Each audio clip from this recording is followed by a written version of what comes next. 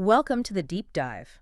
Our mission is to take compelling sources, distill the critical information, and, well, hand you the key insights.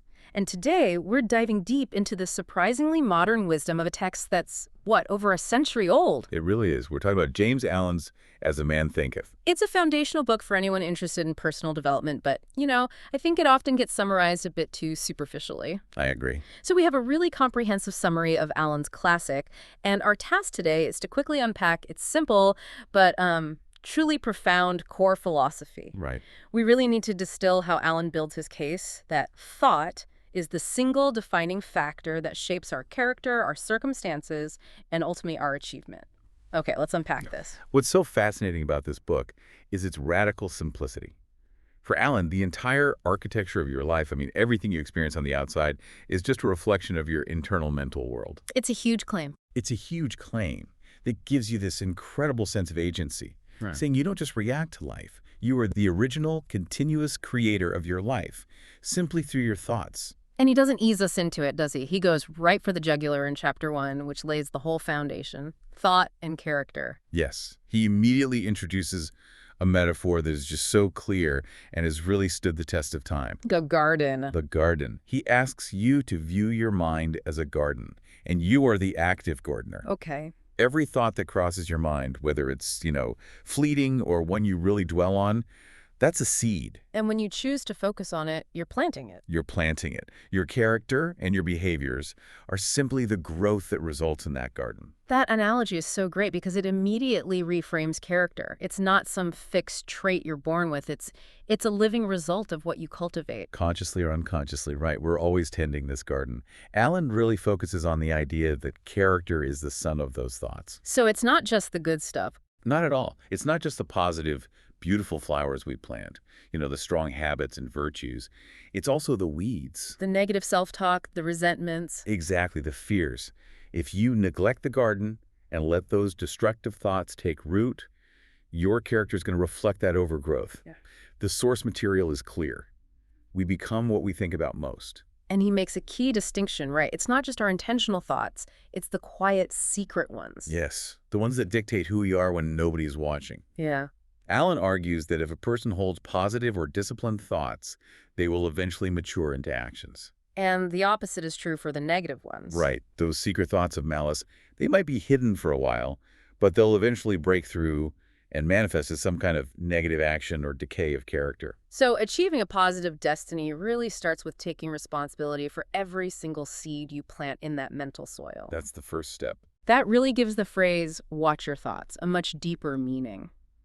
So, okay, once he's established this internal architect, the gardener, how does that architect actually rebuild the world around us? Now we're getting into it. Let's transition to the external consequences. This is where it gets really interesting, because Allen claims our circumstances are not random at all.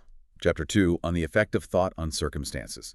This is probably the most challenging part of the book for a lot of people. I can see why.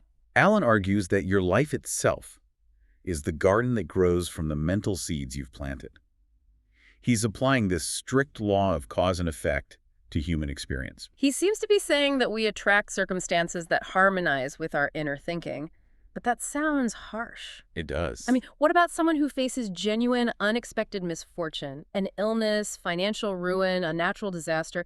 Taken literally, his philosophy seems to blame the victim. How does he reconcile that? And that is the essential deep dive question. It really requires nuance. Allen is not necessarily saying that you caused the initial external event itself. Okay, so it's not my fault the hurricane hit. Exactly. He focuses on the long-term consequence of the way you respond to misfortune. Your circumstances, your current condition, are the result of how you metabolize those experiences. So it's the reaction. It's the reaction. If a challenge comes up and you respond with fear and resentment, those internal states create a circumstance of misery and stagnation. But if you respond with resolve, with a search for lessons, then Allen argues those thoughts will generate a circumstance of improvement and eventually success. So the power isn't in controlling what happens to you, but in radically controlling your internal reaction to it. that reframing is key. It's not about the initial trauma. It's about the self-inflicted wounds we create afterward through our own thought patterns. That's a huge accountability check. It is. We are responsible for our lives because we're responsible for our mindset. Looking within and changing our response mechanism is the only way to change our circumstances. And he doesn't start with life events. He moves right into the physical consequences in Chapter 3, connecting the mind directly to the body. This feels way ahead of its time. It really was a foundational mind-body connection. He's asserting that our physical health is deeply tied to our mental habits. Those weeds again. Those weeds again. Continued stress, deep worry, chronic negative emotions. He claims they can actively poison the physical body, showing up as real illness. And the reverse is just as powerful. Positive, peaceful thoughts promote physical well-being. Precisely. It's not about, curing major diseases just by thinking happy thoughts. It's about managing the internal environment so the body can operate at its best. Right. When you eliminate chronic stress by establishing mental self-control, you give your body the best possible chance to heal. His message is simple. Self-control over your mental state is a direct route to better health. He says the body is the servant of the mind. It obeys the operations of the mind. It just ties character, circumstance, and health together so seamlessly. Okay, so once you've accepted that thought shames your character, circumstances, and health, the next question is obvious. How do we actually harness this power? How do we direct it? Yes, what gives our thoughts direction? And that's where he introduces the concept of purpose. Chapter 4, Thought and Purpose, clarifies the difference between just wishing for something and actively willing it. Wishing is scattered. Scattered thought. Willing is focused energy. Allen states that having a strong, clear, immovable purpose is the starting point for any outstanding achievement. And without that purpose, he warns that thoughts are scattered and ineffective. I love his analogy here. The ship without a rudder. Exactly. You're just tossed about by the winds of chance. All the power is in the sails, but there's no direction. And a definite, clearly articulated purpose aligns every mental process. When you focus all your energy on one destination, your internal whirl starts building the path to get there. And this leads right into the practical side in Chapter 5 on the thought factor in achievement. We know the why purpose. Now he talks about the how. And what's fascinating here is that Allen makes achievement sound almost scientific. Every great deed, every innovation, it all started with a thought, a mental blueprint. You have to know what you want with absolute clarity. Uncompromising clarity. Like setting an exact coordinate before launch, ambiguity just leads to ambiguous results. But he's also a realist. He knows the journey is never smooth. What's his advice for the inevitable challenges? Persistence, which is fueled by sustained thought. He defines challenges not as stop signs, but as necessary tests of your commitment. So your thoughts have to act like internal cheerleaders. That's a perfect way to put it. They remind you of the destination and encourage you to keep going when the world is telling you to quit. Yeah. The thought has to sustain the action. And he ties achievement back to character. Always. If you achieve great wealth but lose your integrity, that's not real achievement in his eyes. It's hollow. True achievement requires purposeful thought directed toward a worthy ideal. Speaking of ideals, let's talk about Chapter 6, visualizing this destiny. If purpose is the direction and persistence is the fuel, what's the finished picture we're aiming for? That finished picture is found in visions and ideals. Allen calls our visions the blueprints for our lives. This is where the mind shifts from just reacting to consciously building. So the mind isn't just a passive garden anymore, it's more like a dynamic construction site. Precisely. He calls it a workshop where the future is crafted.